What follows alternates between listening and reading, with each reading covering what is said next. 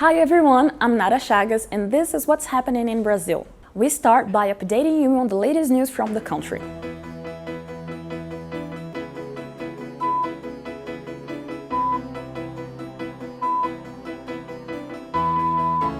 Last week, President Lula attended the G77 summit with China held in Cuba. In his speech, Lula asked countries to avoid divisions and demand from the richest countries before the challenges of digital technology and energy transition. He also criticized the embargoes against Cuba. After the summit, the Brazilian president met his Cuban counterpart, Miguel Dias-Canel. During the meeting, bilateral and regional agendas were discussed. Cooperation agreements aimed at expanding the exchange of technologies between the two countries were signed.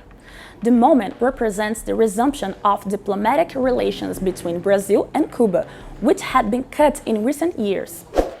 The last week of winter in Brazil is being marked by an intense heat wave reaching record high temperatures for the season in several cities.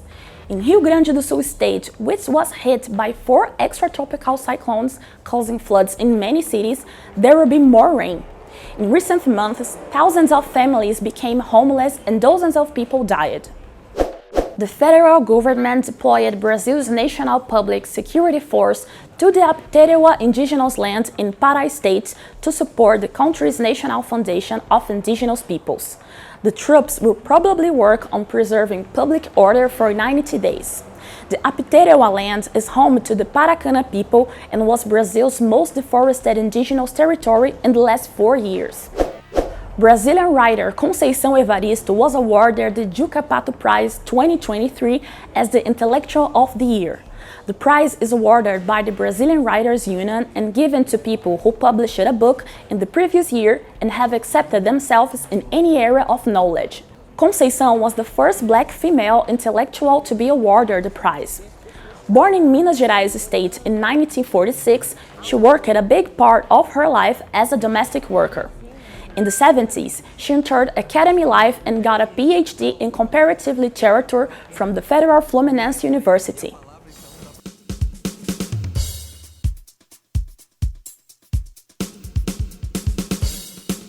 8 months after committing to reach zero deforestation, the federal government managed to stop the rise of deforestation in the Amazon.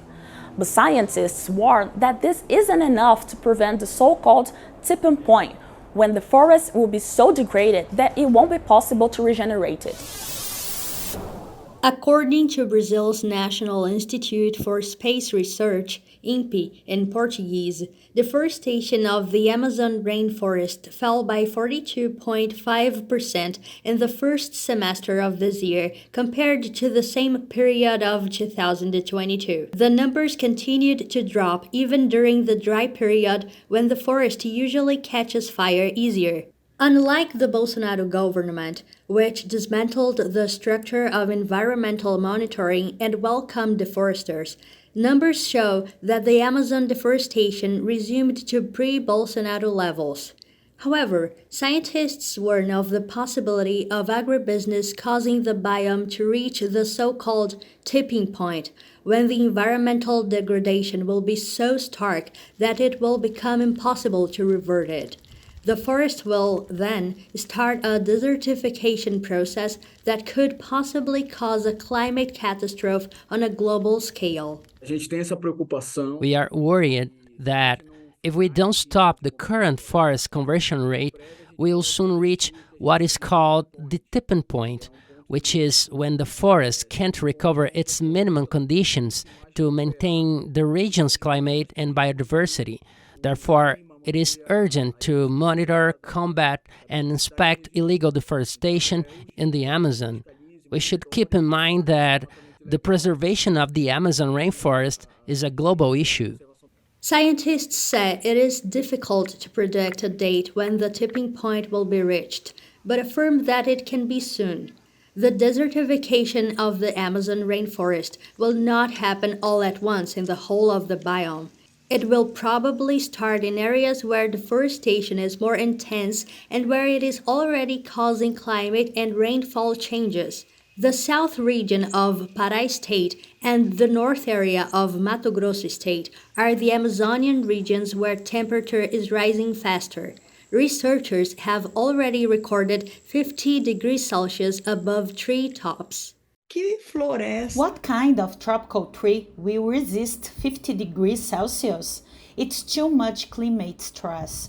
We are directly killing the forest every time we deforest and indirectly killing it because the forest we destroy will affect the climate condition, making the region drier and hotter and prolonging the dry season. Preventing the tipping point is a consensus among 8 countries located in the Amazon.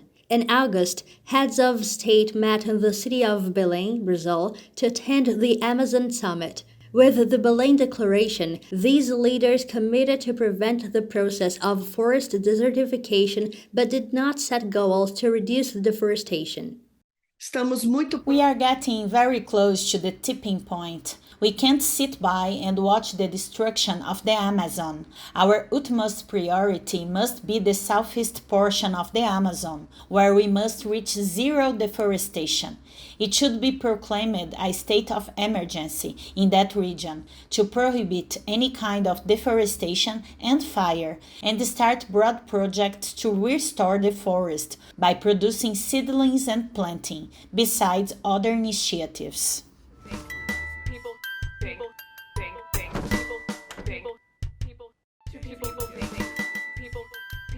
The July 9 occupation, downtown São Paulo, isn't just a place to live.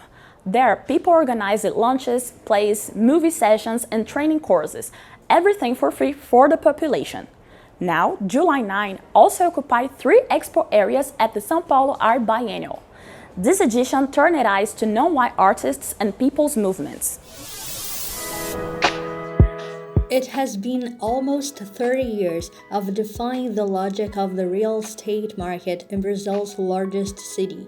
After resisting many notices to quit and dealing with the arrest of some of its leaders, the July 9th occupation is living a special moment.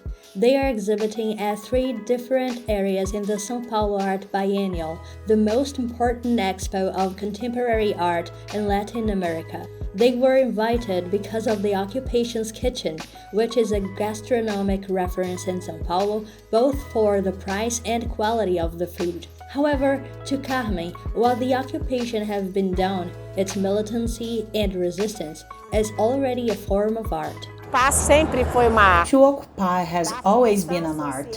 To socially use a place has always been an art. To occupy through the front door, that's the big difference. It means to occupy places by dialoguing. Invited by the July 9th occupation, the Landless Workers Movement, known as MST, also guaranteed a place inside the area where the biennial is held, with a tent of the Campo Warehouse, one of the movement's initiatives. The participation of people's movements in such an event is directly related to this year's curatorship. For the first time, the biennial's curatorship is a collective one. Its members are Grada Quilomba, Hélio Menezes, Diana Lima, and Manuel Borja Vichel.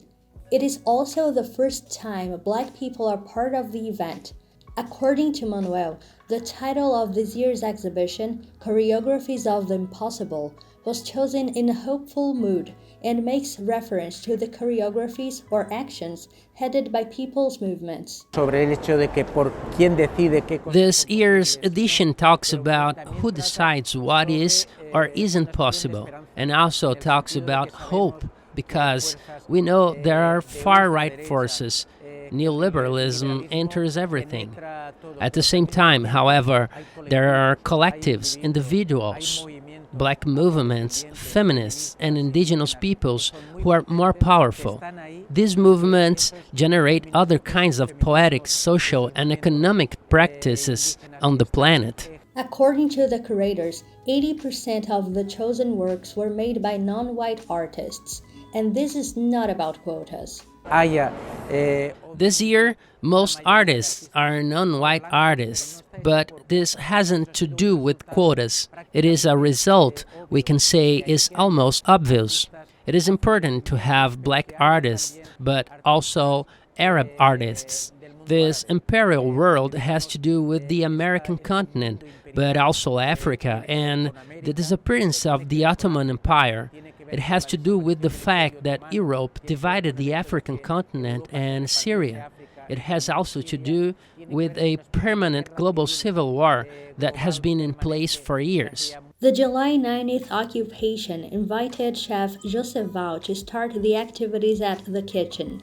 He was at the biennial on its first weekend. It isn't our intention to occupy a place we don't feel we belong to.